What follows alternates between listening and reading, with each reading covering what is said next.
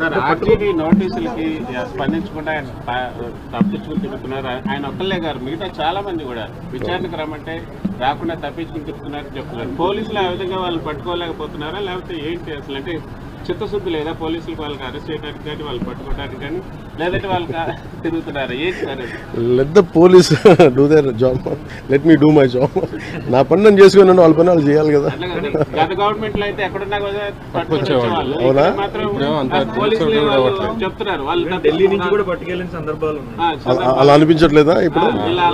అంటే మీకు ఇప్పుడు చంద్రబాబు గారి మీద నందిగామలో దాడి చేసిన వాళ్ళు సింపుల్ గా కోర్టుకు వెళ్ళి వచ్చి మేము బయటకు వచ్చేసామని చెప్పి కాలర్ ఎగరేసుకునేటువంటి పరిస్థితి కనిపిస్తాం.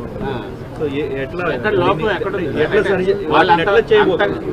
పాయింట్ అంటే ఇప్పుడు ఉనికిపోతున్నాను మంచం కింద కూర్చొని నేడుస్తున్నాను అని అందరూ what ever the media speculating, వాళ్ళందరికీ చిన్న డిసప్పాయింట్మెంట్గా ఉండొచ్చు వీడియో.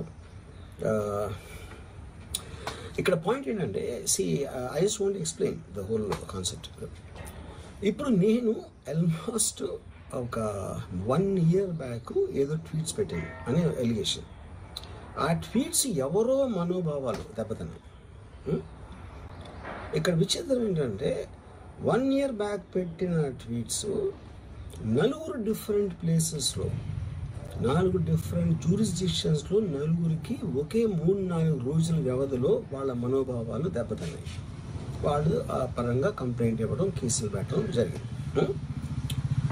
ఇక్కడ పాయింట్ 1, ఎవరి మీద అయితే నేను పెట్టానన్న వాళ్ళు చెప్తున్నారో వాళ్ళకి లేదు, ఎవరో థర్డ్ పార్టీ అసలు సంబంధం లేనివాడు.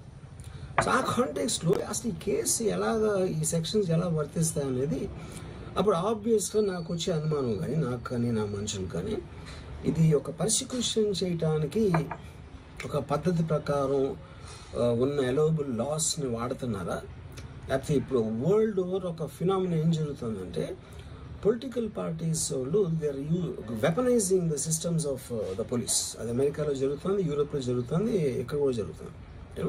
అంటే నేను ఒకటి లా అండ్ ఆర్డర్ హోమ్ నేను చేయట్లేదు. సో మీరు ఇది అడగాల్సింది మీరు ముఖ్యమంత్రి గారిని అడగాలి. కూటమి ప్రభుత్వం కాబట్టి కరెక్టే. అలాగే ఇప్పుడు నేను పంచాయతీ రాజ్ గురించి అడిగితే నేను చెప్పగలను. కొన్ని ఇది మా ఇంటర్నల్గా ఏం జరుగుతుందో ఒకసారి మీరు చెప్పినవన్నీ ఖచ్చితంగా నేనే దాన్ని తప్పించుకోవట్లేదు కదా, కానీ ఒక మాట చెప్పేటప్పుడు కొంచెం బాధ్యతగా చెప్పాలంటే. సో మీరు మా మీడియా మిత్రులు అడిగారు ఢిల్లీలో, ఇవన్నీ నేను ముఖ్యమంత్రి గారి దృష్టికిను హోంమంత్రి గారి దృష్టికి తీసుకెళ్తాను. ఏం చెప్పంటారు చెప్పండి, మీ మాటకు నేను తీసుకెళ్తానని. అంటే మిమ్మల్ని అంత ఇబ్బంది పెట్టినప్పుడు, అంత ధైర్యంగా ఆంధ్ర పోలీసు ఉన్నప్పుడు ఈరోజు ఆంధ్ర పోలీసు ఎందుకు తట్టుపాయిస్తున్నారు అడగాలి కదా, ఖచ్చితంగా అడుగుతాను. జలశక్తి మినిస్టర్ పాటిల్ గారిని కలవడం, మెయిన్ జేజేఎం జలజీవన్ మిషన్కి సంబంధించిన పనులు అడగడానికి వచ్చాను. బడ్జెట్ ఒకటి, టైంలో ఒకటి ఎక్స్టెన్షన్ చేయమని. గత ప్రభుత్వం ఏం చేసిందంటే వైసీపీ ప్రభుత్వం వాళ్ళు సర్ఫేస్ వాటర్ నుంచి తీయమంటే వాళ్ళన్నీ గ్రౌండ్ వాటర్లో తీసేసి చాలా వరకు మల్టీ విలేజ్ స్కీమ్స్ అనౌన్స్ చేసి చాలా తక్కువగా చేసి పర్సంటేజ్. ఒకటి మ్యాచింగ్ గ్రాంట్ ఇవ్వకపోవడం వల్ల మన కేవలం లెస్ దెన్ 2,000 కోట్ల రూపాయలు వాళ్ళు రాష్ట్రానికి వాడారు.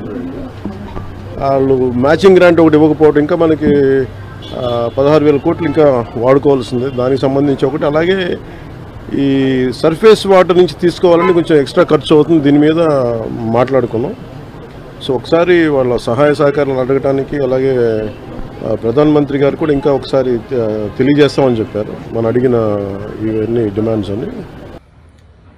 అప్పుడు నేను ఏ ఒక్క వ్యక్తిని, ఒక పోలీస్ ఆఫీసర్ని కానీ, ఒక పొలిటికల్ పర్సన్ కానీ నేను బ్లేమ్ చేయట్లా. I think it happens in certain ఒక ఏమంటారు దాన్ని, ఒక వే.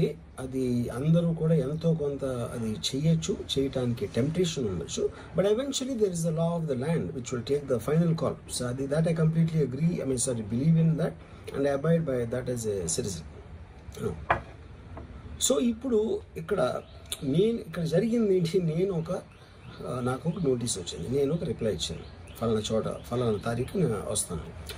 అప్పటికి నాకు జరుగుతున్న పని ఒక ఆన్గోయింగ్ స్కెడ్యూల్ ఉంది కాబట్టి, నాకు ఫిలిం వర్క్ ఉంది కాబట్టి అవ్వలేదు. అండ్ ఇట్ ఈస్ వేరే ప్రొడ్యూసర్కి చేస్తాను, ఆ ప్రొడ్యూసర్కి నష్టం వస్తుంది కాబట్టి నేను మళ్ళీ టైం అడిగాను. ఇదేంటి కేసు, ఇదేం అర్జెంట్ కేసు అంటే 1 year తర్వాత ట్వీట్ చూసిన అతనికి 1 weekలో అన్నీ అయిపోవాలనేది ఏమన్నా మీనింగ్ ఉంటుంది అసలు దానికి? So which basically means it is being done for purposes other than the urgency of the case. ఇప్పుడు అర్జెన్సీ ఆఫ్ ద కేసు అంటే మీరు మర్డర్లు గేడర్లు ఇన్ని జరిగి సంవత్సరాలు తీసుకుని